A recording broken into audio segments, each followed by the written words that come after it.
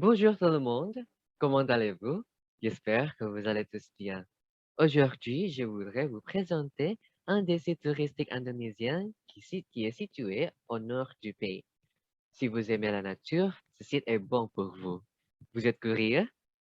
Donc, attachez votre ceinture de sécurité car votre voyage va bientôt commencer. Avec moi, Vincent, qui va vous présenter le parc national marin de Bunaken.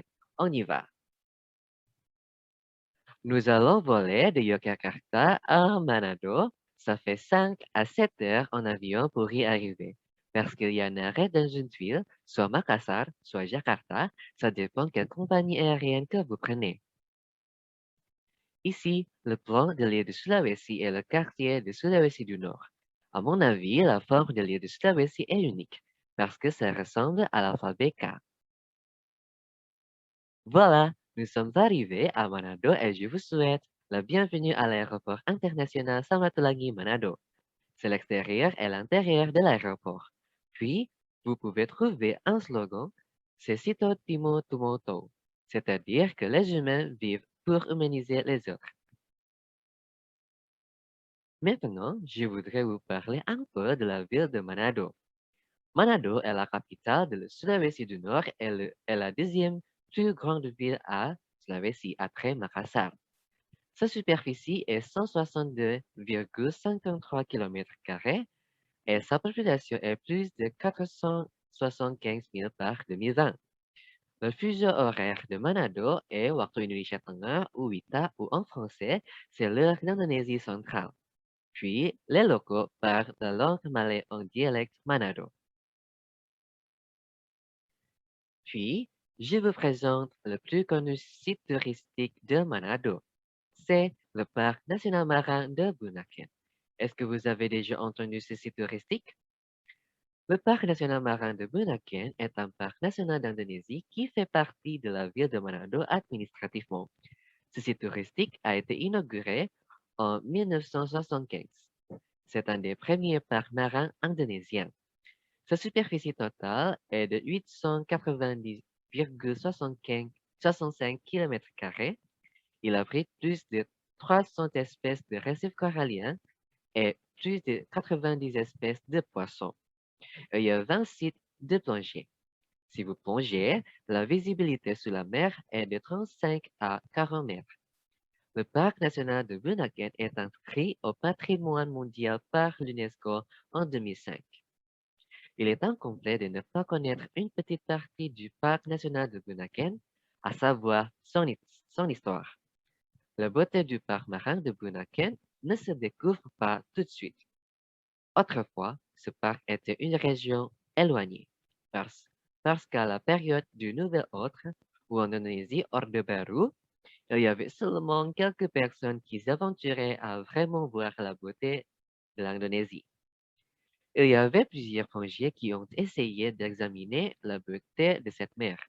Cependant, les plongeurs ne plongent pas immédiatement, mais ils ont reçu des instructions des pêcheurs.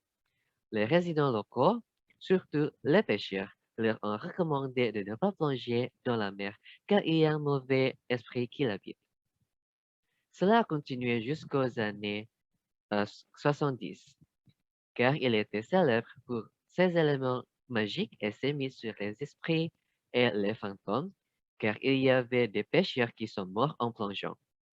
Cet incident est de plus en plus associé à l'existence de pouvoirs magiques dans la mer. Pourtant, les plongeurs qui veulent faire des recherches n'arrêtaient pas d'explorer la beauté là-bas. Ils continuaient de plonger jusqu'à ce qu'ils trouvaient un paradis sous-marin. Les plongeurs ont raconté des histoires aux autorités locales. De cette nouvelle, la coordination a été effectuée et le parc national de Bunaken a été formé, qui est toujours un paradis sur Terre pour les visiteurs qui viennent de n'importe où. Ici, les 5 îles autour du parc national marin de Bunaken.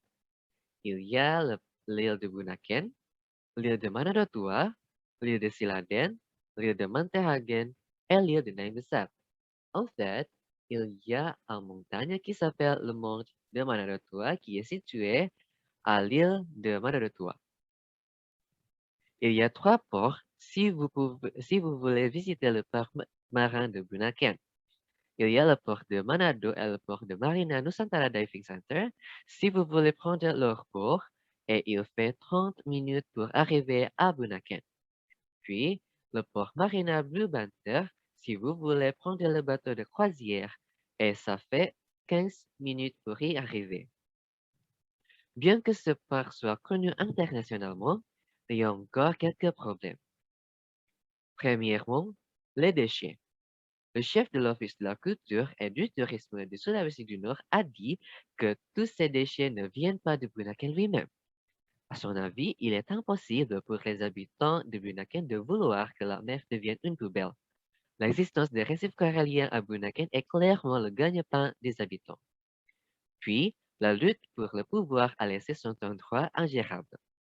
Avant, le parc marin de Bunaken était géré par Dewan Pengelola Taman Nasional Bunaken ou DPTNB ou en français c'est le Conseil de gestion du parc national de Bunaken. Toutes les activités visant à protéger ce parc ont été organisées comme la socialisation des locaux qui vivent aux îles autour de Bunaken. Malheureusement, le DPTNB a été dissous en 2014 et la gestion du parc a été transférée à l'Office du Parc national de Bunaken, qui fait partie du ministère des Forêts et de l'Environnement. Le gouvernement de Sulawesi du Nord est considéré comme incapable de gérer ce parc marin de Bunaken. Ensuite, les établissements. Les installations publiques collectives ne sont pas encore disponibles. De plus, l'entrée principale de l'île n'est pas en bonne condition. Et l'an dernier, le vol d'animaux aquatiques protégés et la destruction des récifs coralliens sont encore courants et ne peuvent pas être traités correctement. Voici quelques solutions sur mon avis. Premièrement, il faut avoir une bonne coopération entre le gouvernement central et le gouvernement local pour garder ce parc. Puis, des règles strictes et des sanctions doivent être établies pour les touristes. Ensuite, des locaux pour prendre soin des établissements afin que les visiteurs se sentent à l'aise pour y faire des activités. Enfin, créer un programme d'autonomisation de la communauté locale. Maintenant, je voudrais vous montrer une vidéo sur le parc national marin pendant la pandémie.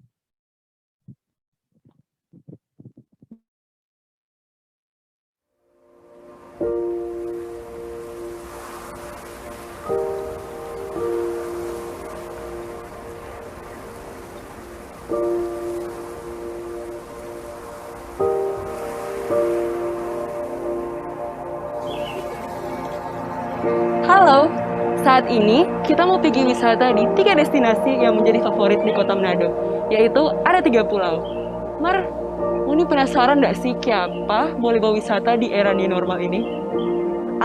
Ada satu protokol DP nama CHSE. Moni penasaran bagaimana? Stay tune.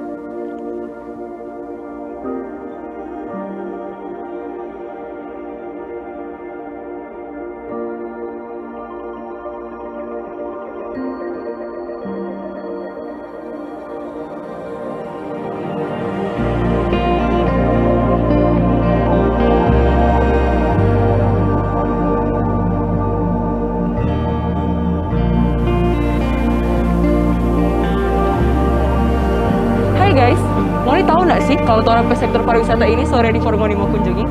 Tentunya dengan sebuah protokol baru yang bernama CHSE. Ini Pulau Bunaken, destinasi pertama dari Tape Perjalanan ini. Dan ini salah satu contoh untuk protokol CHSE yang kita udah bilang tadi.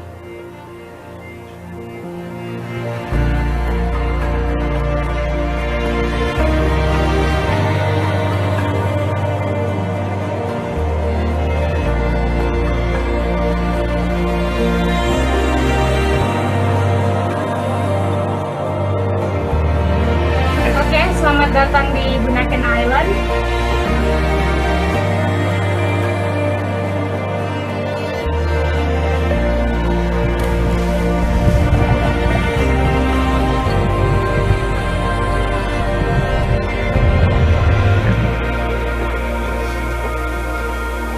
Ngoni mau ikut protokol kesehatan CHSE, Ngoni coba lihat di bawah yang gak kalah seru dengan yang di atas.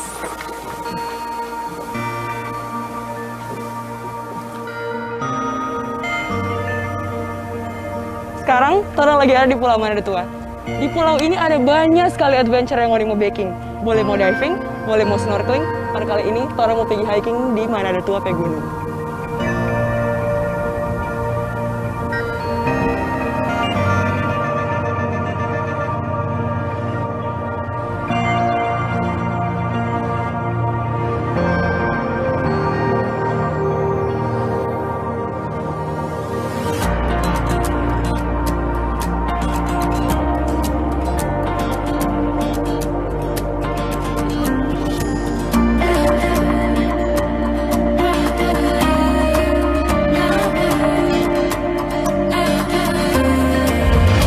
Tora ada di Gunung Manado Tua. Di sini Tora mau lihat lengkap sekali dengan detail alam-alamnya so bagus di sini. Gak cuma untuk snorkeling dengan diving di Manado Tua, mau yang hikingnya boleh. Jadi Tora istirahat dulu, kontrol coba lanjut ke spot selanjutnya.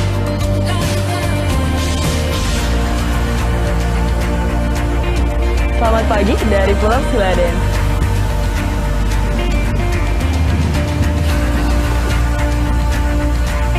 Sunset so terlalu mainstream, Kang.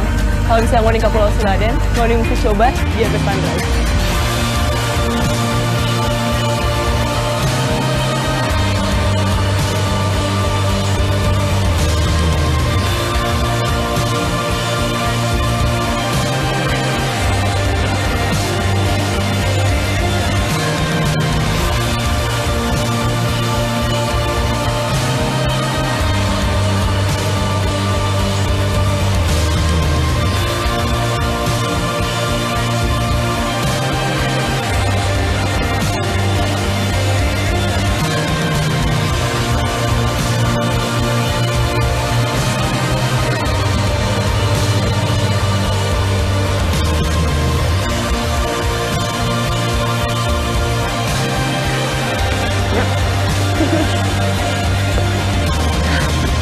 Dengan adanya protokol yang baru ini, Ngoni pun masih boleh mau ikut water sport yang ada di pulau.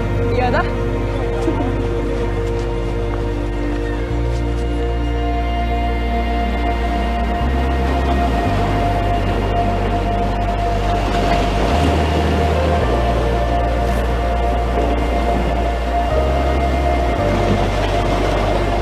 Manado bagus, Kang. Kita lihat perjalanan ke 3 pulau kemarin memang sangat-sangat memorable. Dan di Manado ini masih banyak tampak Ngoni mau kunjungi. Jadi, mari Jo ke Manado.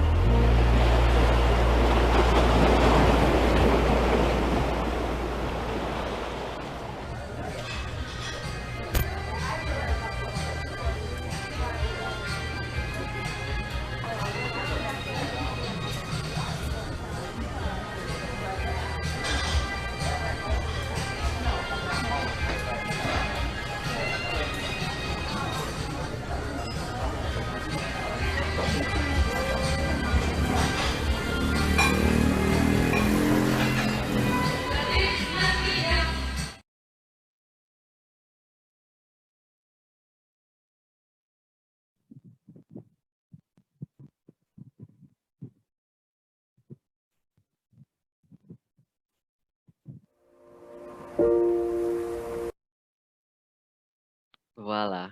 Avant de terminer, je voudrais vous dire que Marijo Kamanado, Marjalu Pakitorang, Jaga DP Alam. Merci beaucoup pour votre attention et bonne journée.